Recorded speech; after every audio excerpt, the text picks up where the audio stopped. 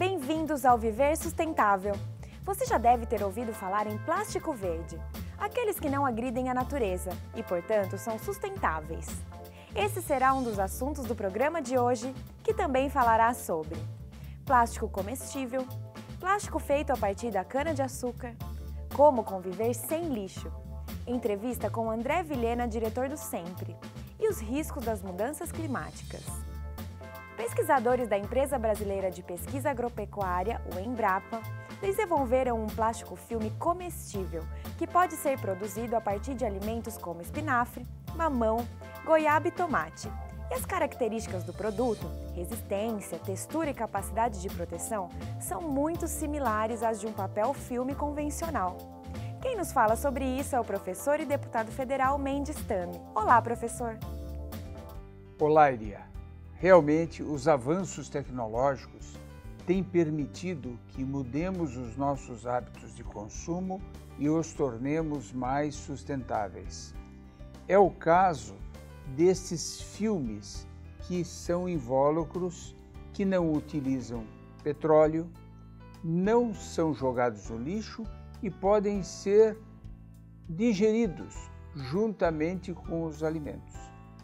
A pesquisa foi desenvolvida pela Rede de Nanotecnologia Aplicada ao Agronegócio, Agronano, da Embrapa, e recebeu investimentos de R$200 mil. Os trabalhos foram coordenados pelos pesquisadores Luiz Henrique Matoso e José Manuel Marconcini.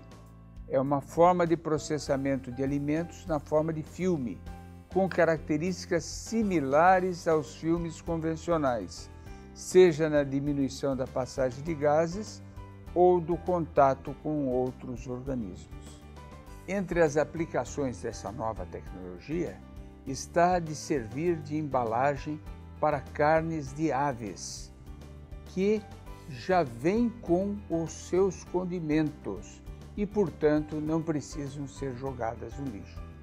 Também poderão ser produzidos sachês de sopas que se dissolvem na água fervendo, goiabadas envolvidas em plásticos feitos da própria goiaba, ou sushis envolvidos em filmes que vão competir com as tradicionais algas.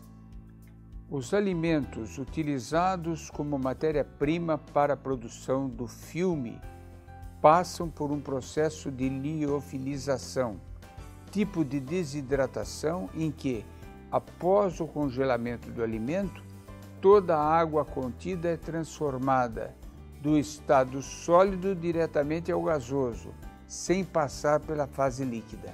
O resultado é um alimento completamente desidratado, mas com propriedades nutritivas. O processo pode ser aplicado aos mais diversos tipos de alimentos, como verduras, frutas e legumes, e até mesmo temperos. Os pesquisadores também adicionaram quitosana a essa película. Quitosana, que é um polissacarídeo formador da carapaça de caranguejos e possui propriedades bactericidas, o que pode aumentar o tempo de prateleira dos alimentos. Assim como nos pratinhos e copinhos de água e café, que podem ser feitos de fécula de mandioca e por isso são biodegradáveis, também esta nova tecnologia de plástico verde contribui para criarmos uma economia mais sustentável.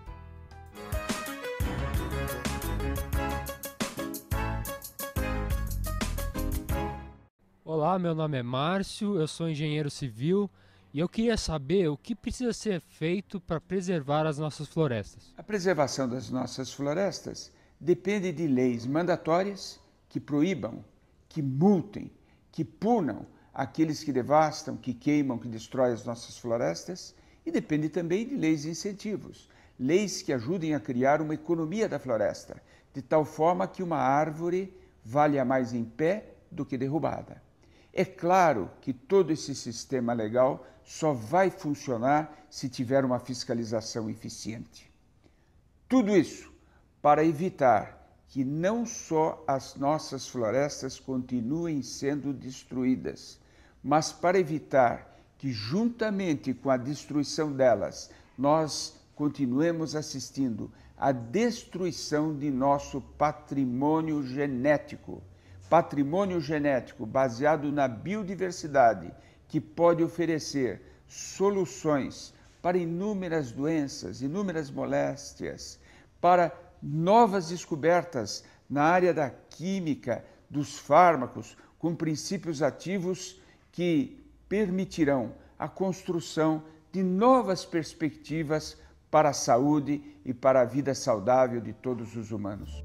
Na produção de combustíveis automotivos ou de produtos plásticos, a dependência do petróleo é um desafio a ser vencido na luta pela diminuição das emissões de gás carbônico.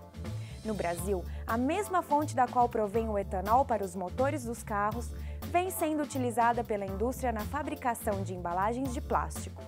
São os chamados plásticos verdes. E quem nos fala sobre isso é o professor Mendes Tami. Esse tipo de plástico verde foi desenvolvido para diminuir os impactos da indústria petroquímica na produção e comercialização de plástico convencional, o qual advém da nafta, que não é renovável. A Braskem foi a primeira empresa a desenvolver esse tipo de plástico, a partir do álcool etílico, que tem as mesmas características para desenvolver o polietileno. A principal vantagem do plástico verde não está em suas características físicas, que são muito semelhantes às do plástico comum, mas no fato de ter origem vegetal. Como o plástico verde é oriundo da cana-de-açúcar, a captura e fixação de CO2 na matéria-prima e, consequentemente, no produto final. Para cada tonelada de polietileno verde produzido, cerca de 2,5 toneladas de CO2 são capturadas da atmosfera. Sem contar que não há necessidade de grandes mudanças tecnológicas para processar o material, pois os plásticos verdes possuem as mesmas propriedades técnicas e de processabilidade das resinas fósseis, além de serem 100% recicláveis. O plástico verde, por todas essas vantagens, se constitui em uma alternativa concreta para construirmos uma economia mais verde e sustentável. Não saia daí, o Viver Sustentável volta já! Você sabia que existem 68 tipos de metais no planeta? Dentre eles, alguns são bem diferentes, como o mercúrio, que é líquido, e o sódio, que é super leve. Já dentre os resíduos metálicos que produzimos, existem os recicláveis e os não recicláveis. Esses são exemplos de alguns produtos que não podem ser reciclados: clipes, grampos, esponjas de aço, latas de tinta. Portanto, evite o consumo excessivo desses materiais.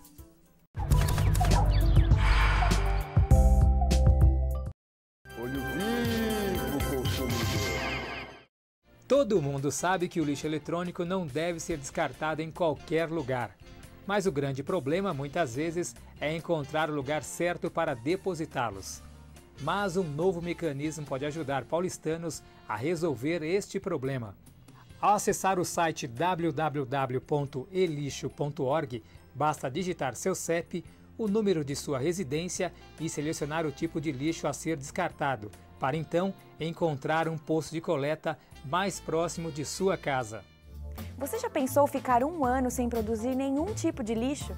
Parece impossível, né? Mas a jovem Lauren Singer, de 23 anos, aluna do curso de Ecologia da Universidade de Nova York, conseguiu essa proeza.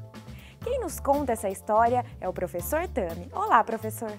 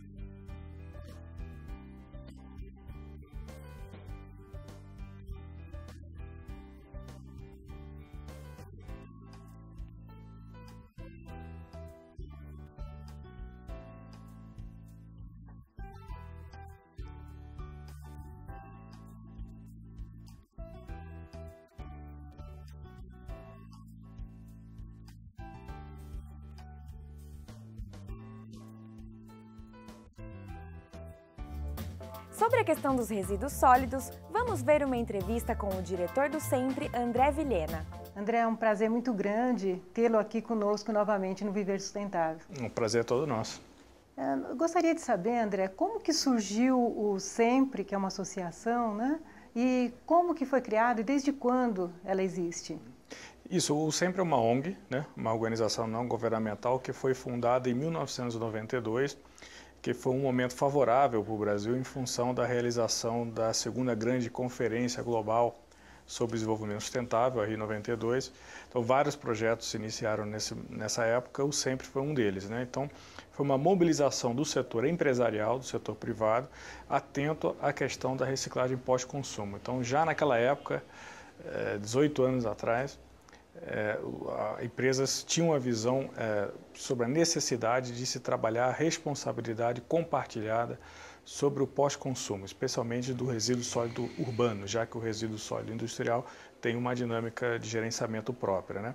Então, essas empresas se reuniram para encontrar caminhos, né? Desenvolver projetos, pesquisas, enfim, reunir informações e compilar e disponibilizar essas informações para que o Brasil pudesse avançar na questão da coleta seletiva e da reciclagem pós-consumo. Bom, dentro do princípio da informação, nós temos uma série de ferramentas, né? Nós realizamos pesquisas, né? Compilamos dados e disponibilizamos essa informação para os diferentes stakeholders, né? Diferentes partes interessadas da sociedade que de alguma forma farão bom uso desse material. Então nós temos, por exemplo, manuais técnicos, publicações voltadas para o administrador público municipal, né? Que tem a responsabilidade pela gestão do lixo, para a organização de cooperativas de catadores, como organizar a coleta seletiva num condomínio, por exemplo, como empreender na reciclagem, né, como abrir um negócio de reciclagem. Então nós temos uma linha bastante vasta de publicações que de alguma forma orientam tecnicamente diferentes setores a avançar no tema. Promovemos eventos, né, promovemos reuniões técnicas, colocamos uma boa experiência em contato com possíveis, potenciais, novas experiências, né? Fazemos o que a gente chama de um benchmark de boas práticas. Nós temos também um acervo que fica disponível para consulta pública gratuitamente aqui no SEMPRE. Temos um serviço de call center, né? As pessoas podem ligar para o SEMPRE, enviar um e-mail e perguntar qualquer informação relacionada à reciclagem. Se nós já não tivermos a resposta, vamos em busca. Então, o SEMPRE presta um serviço também de utilidade pública, né? Inclusive, o SEMPRE ele é muito consultado em nível internacional também. A experiência brasileira tem inspirado outros países, né, a seguirem o mesmo caminho, principalmente no que tange à questão social relacionada à coleta seletiva. E a questão dos eletrônicos, como que nós estamos nesse sentido? E também a questão da logística reversa, você poderia falar um pouco para nós? Então, o resíduo eletroeletrônico ele é um desafio novo que se apresenta para o país. Nós temos trabalhado esse tema com mais afinco, né, especialmente nos últimos 3 anos, quando a demanda, né, por reciclagem desses materiais tem crescido significativamente, né? Com o aumento do poder aquisitivo da população, diminuiu o tempo de vida útil, vem diminuindo o tempo de vida útil entre a produção do eletroeletrônico e o descarte final, né? Nós formamos um comitê de empresas dentro do SEMPRE para discutir especificamente este tema, né? E o primeiro grande desafio que nós temos é fazer um diagnóstico para saber como o país está nessa questão do descarte da logística reversa de eletroeletrônicos. Porque para você definir uma estratégia, um plano de ações, definir uma política pública, você precisa ter um diagnóstico, né? Nós temos no Brasil uma extensão territorial muito grande, né? Um perfil de consumo diferente de país desenvolvido. Nós temos alguns gargalos, por exemplo, até 2005, 70% do mercado de eletroeletrônicos era completamente ilegal, né, o que a gente chama de mercado cinza, com produtos piratas, enfim, contrabandeados. A partir de 2005, com a MP do Bem, esse cenário mudou. Hoje nós temos, felizmente, 70% já do mercado formal, né, legalizado, mas o passivo que está chegando no lixo hoje é daquele material eletrônico que não tinha dono, né? Não tem dono. Então as empresas responsáveis com a visão mais proativa, elas já estão oferecendo alternativas para a logística reversa, né? Quer dizer, nós estamos trabalhando no diagnóstico, mas de outro lado, as empresas que têm sempre uma postura mais proativa já saíram à frente e já oferecem então uma alternativa para o cliente, para o consumidor, para o que a gente chama do take back, para a devolução do equipamento eletroeletrônico. Então nós orientamos hoje o consumidor que ele opte, que ele faça a opção no ato da compra por produtos de empresas que tenham um comprometimento com a questão ambiental. Não só no take-back, mas desde a concepção do produto, né, que é o que a gente chama do eco-design, do design for environment, quando você já pensa o produto na concepção para fazê-lo gastando menos energia, né, e fazer com que ele depois consuma menos energia, consuma menos matéria-prima, né? Então, não é só o descarte final, a reciclagem que é importante, mas a própria concepção do produto. Mas precisamos da política nacional para dar, então, esse passo adiante. Obrigada, André, por sua participação e parabéns também por um trabalho tão relevante nesse momento no país. Não saia daí, o Viver Sustentável volta já. O Viver Sustentável pergunta: quais desses metais tóxicos são encontrados no lixo eletrônico? Letra A, chumbo e mercúrio.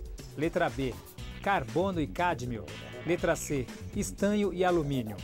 A resposta você confere no próximo bloco.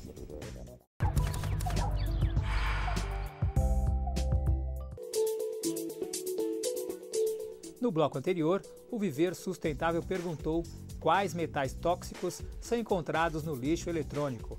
A resposta correta é letra A, chumbo e mercúrio.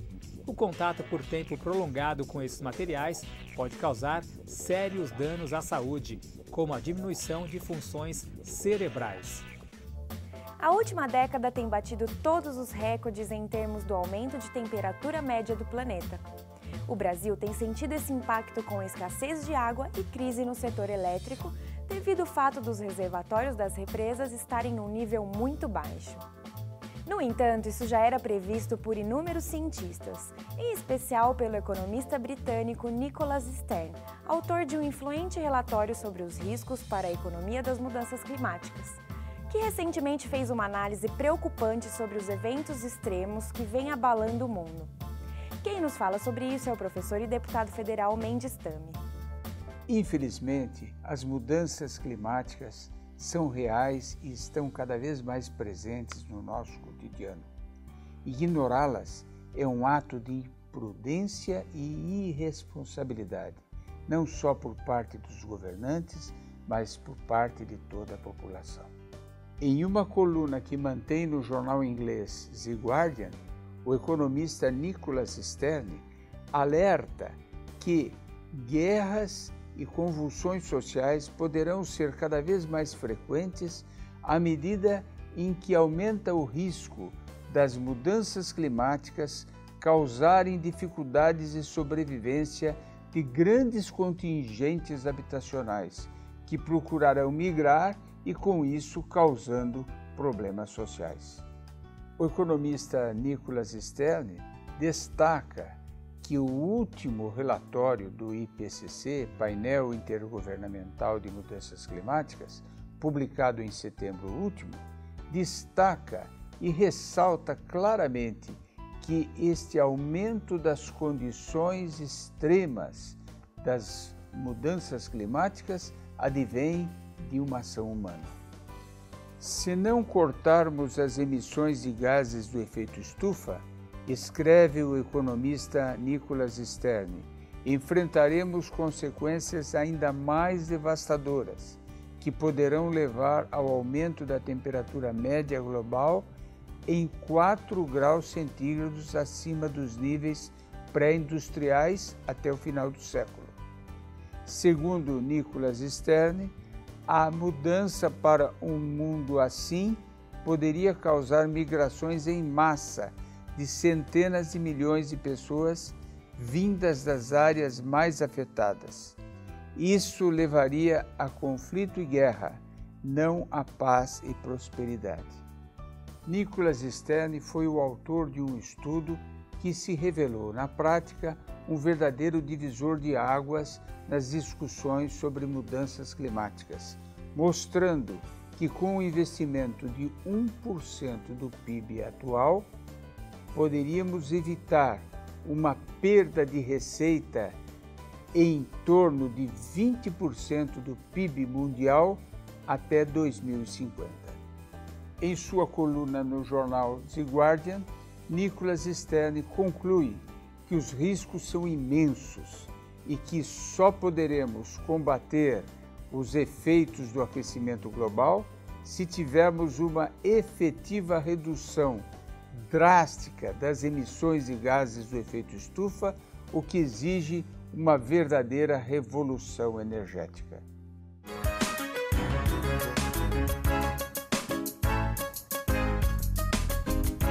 Meu nome é Edmundo, eu trabalho com consultoria. Eu gostaria de saber o que é uma reforma tributária ecológica. Uma reforma tributária ecológica é uma diferenciação na tributação. Colocar alíquotas diferenciadas para produtos que não geram resíduos e produtos que geram resíduos. Produtos que consomem pouca água e produtos que são gastões no consumo de água. Produtos que não geram gás carbônico, não emitem gás carbônico e produtos que emitem gás carbônico. Tudo isso pode ser feito se sobretaxarmos as emissões de carbono com a taxação do carbono, é a Carbon Tax, e se, paralelamente, nós dermos subsídios parciais ou até totais para aqueles produtos que forem considerados ambientalmente corretos e convenientes por uma sociedade em determinado momento da sua história. Com dados fornecidos pelo Sempre, vamos conhecer agora os preços por tonelada das principais matérias-primas destinadas à reciclagem. Preço da tonelada do material reciclável para a cidade de Feira de Santana. Papelão, R$ 300. Latas de aço, R$ 140. Alumínio, R$ 2.800.